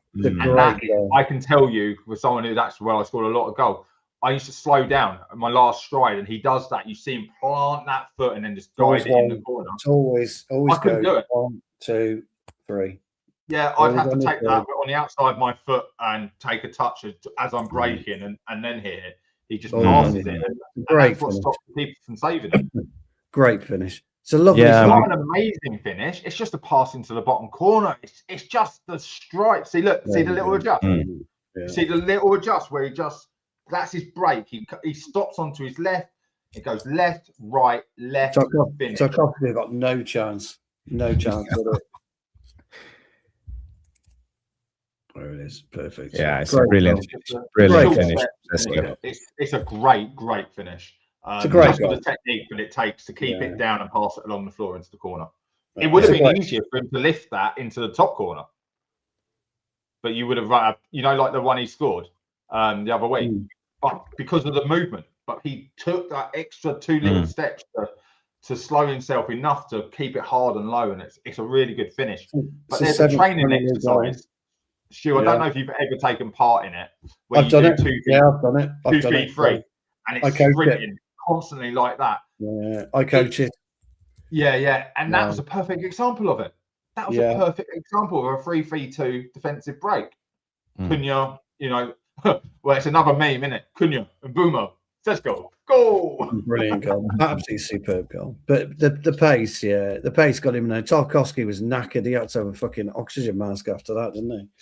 He kept lying down on the floor in our goal. I don't know what's going on. Dying. He was fucking dying. He needed a rest. When Maguire pushed him, he's thinking, thank fuck for that. I can have a rest. He did. That's why Maguire got booked, don't you? Yeah. Pushed him into the post again. Yeah, he did. Yeah, Bruno's fucking tackle as well. Nice. Shoot, how much did you like Mazraoui's tackle to stop the counter? Oh yeah, that's how you do it. Yeah, you ain't going anywhere. That's a professional foul. Brilliant. You ain't going nowhere. Fuck off. Yeah, Yeah, I great. love that. That's Yeah. Casemiro to a T, that kind of. And can we just say another game Casemiro finishes and no Ugarte? I think Ugarte's finished. I think he's gone in the summer. No. But we've been led to believe he can't last 90 minutes, and Casemiro game by game. Casemiro is looking superb at the moment. He wasn't great tonight, by the way, but he's looking superb. Yeah. You look bad by lack of movement. That's what I was getting at about all those clips. Yeah. Our lack of movement in a low block it's diabolical. And Maguire now changed to Adidas from Puma. That's why he had a belting game tonight as well. He's joined I spotted that. I did notice. He's joined the gang. He's joined the gang. Okay. Is that you haven't got a contract for next season, so we're not giving you a new contract for your boots? Well, who knows? Adidas is our team sponsor. He can get Adidas boots whenever he fucking likes. Maybe that's a big hint. But he's come home. He's wearing the Preds as well. Only proper players. No, he doesn't. He needs to wear coppers. He doesn't look right in Preds. He needs to wear the coppers. Or the World just get the blacks. Don't wear the red. Get the gunmetals or the blacks. He doesn't look right. He doesn't look right in that at all. Big Harry M. Big Harry M. Harry. Dave comes with an interesting observation. He said Carrick should be given credit for not taking Dalot off, ending with him at right back with Masraoui as fullback. Right midfield, yeah. No, it was good. Dalot's been solid last couple of games. We went back for me, this was Carrick's, Dalot's best game for the season. Yeah, he's been good. He's been all right, Dalot. Yeah, he didn't put the foot wrong. He hasn't. Can I just point out, it's not hard for him to have the best game of the season, though, is it? Well, we gave him a lot of sticks. So for me, I feel we need to be honest. We need to be fair. And when players do well, we need to give them credit. This is not the Maguire, the Dalot hate along. We have been giving him a lot of stick, but today I think he hasn't put a foot wrong under thingy. He hasn't since Carrick's come in. Right, he hasn't put a foot wrong because he simplified his game. He simplified Luke Shaw, Dalot's game. Up and down. It's Man United, classic Man United football, isn't it? Well, it's what a fullback do. Yeah, it's what a fullback do. I don't want you to invert. I don't want you to fucking take long throw-ins. I don't want you to do this. I don't want you to do that. Just get up and down the line. Just get up and down the line. He didn't do a long throw-in today, did he, Dalot? Thank fuck for that. He hasn't done one under Carrick. It's been stopped. To be fair, though, his throws weren't really long anyway, were they? I'll tell you who weren't long, and that was the old Tottenham players in the London derby. He tried to launch one in, it barely made the 18-yard box. Yeah, fucking terrible, wasn't it? So this is Dalot's heat map. 75 touches in the game. If you look at his, he had 2 shots. The cross that he put on target, and he had one screamer that went right outside. That was a good try. Oh, that volley! That volley. He had 75 touches, 100% successful dribbles. One. That's what I'm on about. 2. That's good. Defensively, put in 1 tackle, 9 defensive contributions. So see 7 recoveries, that's good. 50% of ground duels, 67% aerial duels. Yeah, that's a decent game. That's it. But he simplified his game. They're right back stats. That's what I'm saying. They are right back stats. That's the kind of stats you want. And if you look at his rating, he gets a 7.9. That's one of the highest of our team. He shouldn't have got a higher rating than Big Harry M. That's saying he's. What did Mbeumo get? He got 7.4. 7.4. Oh, I'm sorry, that's bullshit. I watched the game. Dalot was not the second best player on the pitch. Lamens is, I mean, I can see why Lamens. I think Ahmad at 6.9 is a bit generous. By the way, what's the poll? So who was your man of the match? So 80% of you guys voted for Sene Lamens. 7% voted for Harry Maguire. 2%, I bet you that's Grace, voted for Dalot, and 10% voted for Šeško. So well, my vote would have been for the keeper. By a landslide, it goes to Sene Lamens. My vote went to Big Harry. He's won it on Premier League. He's won it on Man United's app. He was immense tonight. He was. Mine was Harry M. Slabby. Get in there, mate. Get in there. Well, but speaking of Lamens, I think Union. was it Tarkovsky who had this shot, or was it No, Tariq George. No, No, I it think wasn't. this No, this is the defender for Michael Keane. is Keane. Oh, that's Michael Keane. Yeah, Brilliant Michael save. Keane, It's an easy save. Don't get me wrong. He's got to watch it. It's an easy save. When you actually see it from, you probably haven't got the view. He's in that corner, but he's got to react with the hand and have the strong. Hell of a strike. It was hell of a strike. It was going top One corner. hell of a strike. Yeah, And so was the free kick that he held. I don't know if he got the free kick from about the same distance. So if you look at it from this angle, Starts outside the post and comes in. Yeah, it's a great strike. Wow. It's going in. But it's not an easy save, with your floppy hands coming up, you could easily see it going in, or any other goalkeeper. Sene Lamens, you have strong wrists, strong hands. We're talking about it. Lord Maguire. That's perfectly acceptable for me. Perfectly acceptable. Lord Harry. It's Harry Dino because he was still one on the fucking runs. So he doesn't get the.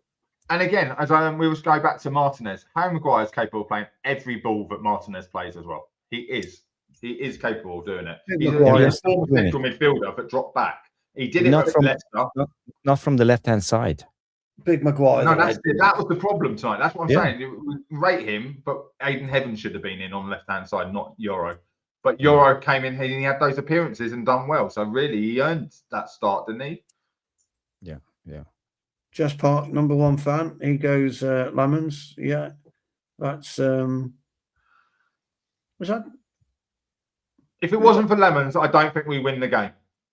And it's not for that's for the claims. That's for the calmness in the box with all those corners, Stu. Everything you said about. I don't think we win that game with a different goalkeeper. I think they. Oh God, no. Lamens wins us the game. Yeah, Lamens wins us the game. Yeah, Lamens wins us the game. Last talking point of the evening before we wrap it up. Yes. Cunha's reaction. Oh, fantastic. What's your take on this? That's as good as man of the match for me. Absolutely brilliant. Look at this. Fantastic. I think that's brilliant. That's brilliant. Interestingly, I'm with Roy Keane on this. What the fuck are you doing celebrating the ball going out of play? I'm sorry. Like celebrating corners and defending things. No. Garner gave him a kick. Garner gave him a kick. Garner gave him a kick and a shove. So he's just put two fingers up at him. I quite like it. I get it. But all of that in the game of football, I hate it. I hate it. Like, see him out, and just walk off like, I'm bigger, I'm stronger than you. You ain't getting past me. That's what I like to see. The Tarkovsky, like you said about him running into him, he didn't celebrate for things he's run into him and hurt himself. But it is good. It's something emotional. We need to see more of that. I think tonight we didn't see enough of that for me. And I was watching Pickford fucking celebrating like he fucking won the match. Oh my God! The ball wasn't even out of play, was it? I know what you're doing. I mean, so it was good to see Cunha. I like that shithouser anyway. Cunha's got that save you're talking about, isn't it? We turned around. And Tarkovsky was going like that as well. So but Tarkovsky's on the floor, cleared it. It's gone out wide. It's still on the pitch, and he's turning around to the Everton fans. Like the ball's there, mate. He still fucking has a shot. You're facing them. They're not even looking at the pitch. I know, Dave. They should have gone to Dubai, absolutely, or they should have gone somewhere. Gone to Norway, Bode Glimt. They should have gone somewhere as a training camp. Well, I wanted to talk about that because I thought we were at the start. There was a lot of studies with sports science where 3 to 5 days you're losing fitness. So you're saying about having it off, and I remember Amarin coming in and saying about it, and it's true. As soon as you can go past 3 days without a match, you start to lose fitness, right? We're talking about having 13 days off and doing a little bit of shuttle runs, and of course they're going to be lethargic. No, you get them in, you beast them for 7 days straight, and you give them a little rest before, and you give them a little rest afterwards. They come back in. They had 5 days off. Fucking shocking by Carrick. It's baffling. It's baffling, when you think of it. How can we give the players off. Usually when they have breaks like this, it's an international break. So half of the team is away on international duty. Yes. So you have a small group of a training group left, and you play with the under 21s just to fill in numbers to get the legs in there. But now you have the full squad available. Everybody could be on training. You could drill a lot of new things. You could actually get some work done on the training ground. We never had this opportunity, and they give the players off. Yeah, go and do it in some heat, or go and do it in the cold. So you could have done it with a lot of your squad, but the young players actually were playing because we had the FA Youth Cup midweek. So where we have been so poor as the first team, actually our young teams, our 21s and 18s, had games. So we couldn't even utilise them in our training sessions for matches because they had 2 games that week. First week, and then straight into another early kick. I think was it Tuesday lunchtime or something. We played our FA Cup match against Exeter. We beat them. Oxford, wasn't it? We beat them. Yeah. So we couldn't even utilise them. So not going away, I get. They were in. There was Man United were putting. Here's a gym session that they're doing. Here's this they're doing. What I will say is. Doesn't mean they've done it on that day. That's just their footage they put out on that day. Yeah, it's all bullshit. Just bear in mind, there's a little bit of a creative license there when you have TV. They should have been out either in Dubai or the top of Norway.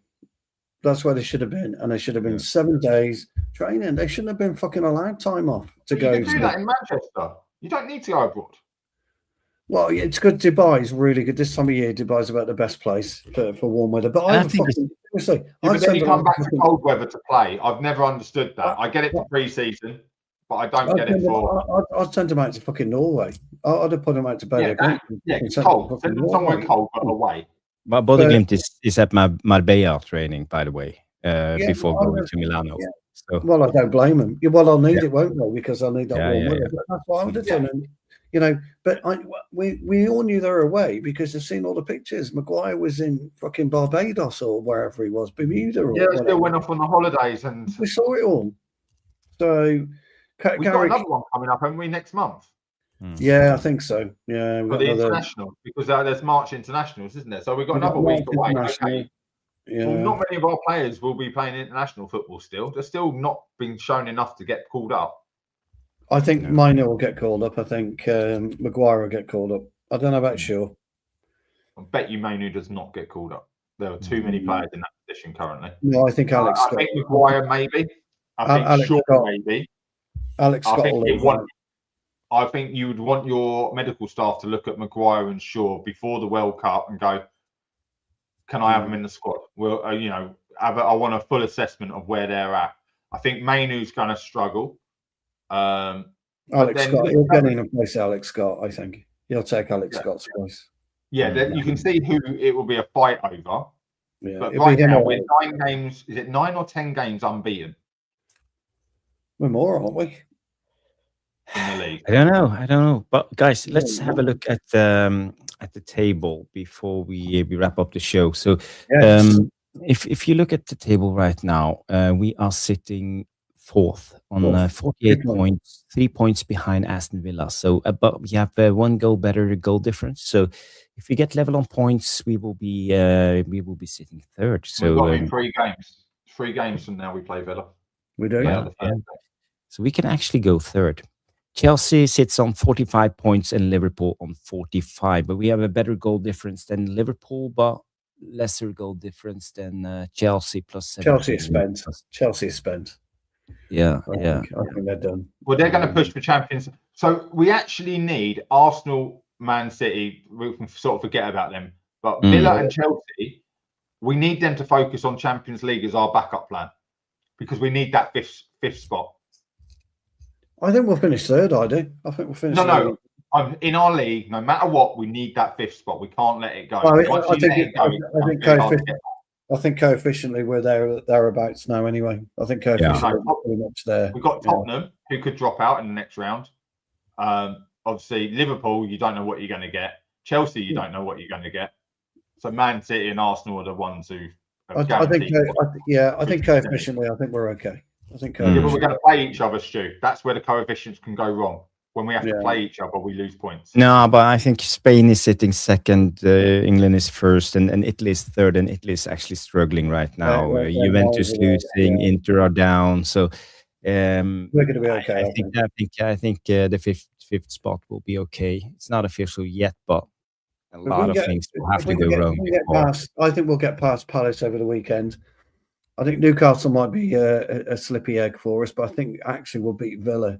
So I think you see Everton Cole Palmer's looking bang average. Wasn't it 2 games ago he put a hat-trick away?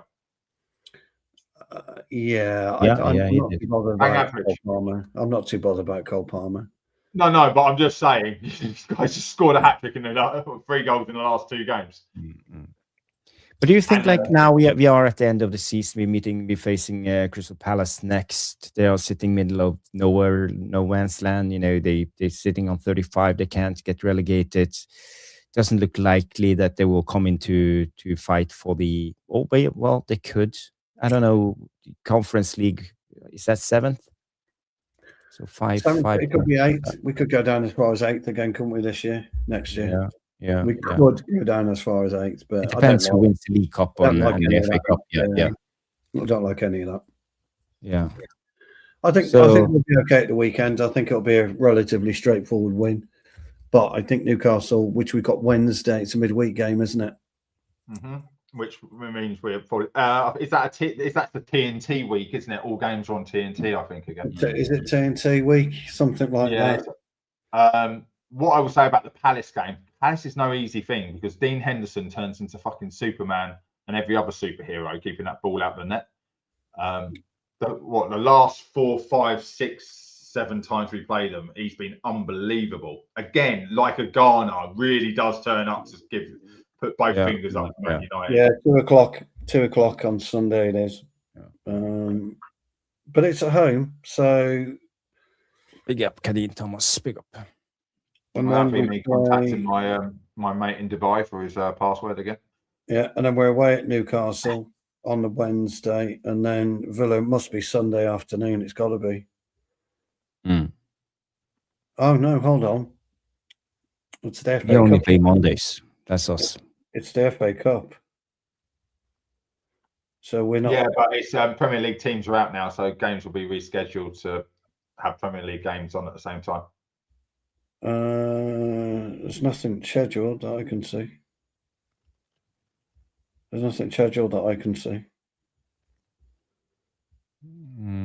Let's see games. Nothing scheduled that I can see. So we must be playing. So we have Palace, Newcastle, Villa, Bournemouth, and Leeds in the next 5 games. We don't play Villa. We don't then play till the March the 1st is the Crystal Palace game. We don't play them. We've got 2 internationals coming up. So all games are on the 15th. It's a FA Cup on the 8th. So we're not going to play from Wednesday the 4th till Sunday the 15th. Another 2 weeks. Yeah, because that what is it? 7th, 5th, 7th, 6th. So what is it? 5th, 6th, 7th. Is that the weekend? They're FA Cup games. This weekend, next weekend. So the Formula 1 starts, doesn't it? And then you've got that's the weekend. Yeah, that's a Saturday, isn't it? 6th. Yeah. So that's FA Cup. Then we play Villa after FA Cup. Then we play on the Friday night, which again we'll probably against Bournemouth, which is a stupid game for us to play on a Friday night. We got another 2 weeks off already, and then it's the double. It's an international break. They go straight from the Bournemouth game on internationals, and you play, like you say. Then you go April, and April to May is an absolute shit show for us. So we've got another 2 weeks. Pretty much from Newcastle till we play Villa. Fucking hell. That's why they wanted to go away, wasn't it? That's why they were planning on going out to Dubai and in the second part of the press conference, they actually spoke about do you think you'll go away dependent, and Carrick said, look, it's dependent on so many different things. What games are on, what the kickoff times are, do games get rescheduled? You can see what he was hinting at. But also, mainly, Stu, Well, it depends how many players are fit. Well, he's got to get it right. One thing we've learned today is he's got to get it right. That next break, the players can't fuck off away on holiday again. He's got to play a match. In my eyes, they have to play a match. Yeah, he's got to do something. So, but the next break isn't a break; it's international. No, we don't play. That can be really awkward. That's where you do have to train with the youngsters. Well, that's the one after that. It's not a problem. It's the 4th to the 15th. We're going to be in problems again if he doesn't get it right because he's fucked up this time. Yeah, you need a behind closed door friendly and at least get all those subs on the pitch. The subs need to be on the pitch. Yeah, you got to do something. Got to do something. Yeah. You know, Bayern Deer hasn't kicked a ball since the 5th game of the season or something like that. You know, Fredrickson, Heaven, Euro, get them some time on the pitch. Malacia, Šeško, even Šeško, get him 90 minutes. Yeah. Xerxes. There's a lot of players who really need Ugarte. Even if you want to sell Ugarte, you need him fit and show him that he's doing something. Yeah. Oh, guys, it's getting late. I think a lot of people want to go to bed, myself included. I have to get up in the morning. It's actually almost 1 o'clock here in Norway right now. So, guys, it's been a brilliant show. It's been a brilliant match reaction. A lot of talking points. We won. Tomorrow night, Stu and I will be back doing the watch along Bodø/Glimt Inter Bodø/Glimt. I think the game is on 7:45, I believe. It's our kickoff, yeah, 7:45 kickoff. So, guys, you have to tune in for that one. That will be a blast. From watching Bodø/Glimt live. First time Stu and I doing a watch along. I'm quite looking forward to it. Yeah, me too. I'm looking forward to it. It will be I really enjoyed the last one with Noradin, so I hope we can get something similar. It will be entertaining, and if you want to know more about Bodø/Glimt, this is the place to be because that's my team. I'm from the north, so it is. Yeah, I can tell you all the stories. So thank you everybody for tuning in. Thank you, Mark, United Lens. People go subscribe to United Lens, Mark's channel. He will probably do a match reaction tomorrow or Wednesday. Yeah, tomorrow, probably about 9 o'clock tomorrow night. And then I'll see where we're at after that. I want to do another show, trying to get an extra show in per week, so it's not just previews and reviews. But there's a lot going on this week. Out with the missus Saturday. It's that time of year where the bonuses get paid from work, so she's already got the restaurant booked. She's already haven't even had the money paid. I know. So yeah, it's that time of year, but it's that. I think we struggle when everything's positive for United. There's less news to talk about. Yeah, so it's quite hard to put some shows together right now. That is true. Guys, I want to thank Tyrone Williams, Aaron Mitchell, Day 147, Daniel P, Prince James, all of you legends, Kadeen Thomas coming in late. And I want a special shout out to 21st Century Vampire for the massive super chat. Thank you so much. And also Bilal, I am Titanium for the super chat. So thank you guys for your donations and your support to the channels. And the rest of your legends, Stephanie Griffith, Rushmano, Danny B, Irish Pit Terrier, all of you guys, you know who you are. Trevor Wade. Yeah, they've all been in, haven't they? Oh, you legends. So everybody, thank you for tuning in. And we will be back tomorrow night with the Bodø/Glimt Inter watch along. Yes. So guys, stay tuned for that one. Smash that like, subscribe if this is your first time. Press that bell notification and leave a comment after the show and also hype the show if possible in your region. So thank you everybody for tuning in. Thank you, Mark. Thank you, Stu. Thank you everybody. And thank God Man United won the game. So we are still in the top 4 race. Everybody have a good night and bye-bye. See you. Bye-bye.